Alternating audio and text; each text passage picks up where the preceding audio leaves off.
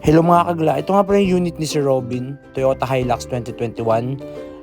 Yung papalagay niya hindi kasama yung apat na pinto kasi napagawa na niya to eh.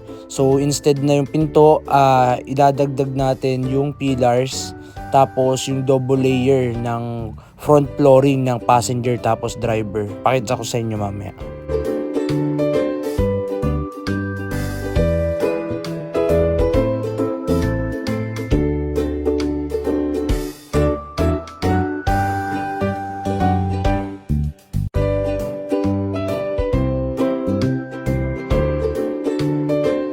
Ito yung sa double layer natin. Kung mapapansin nyo, may nakalagay na papatungan ulit hanggang taas ng accelerator.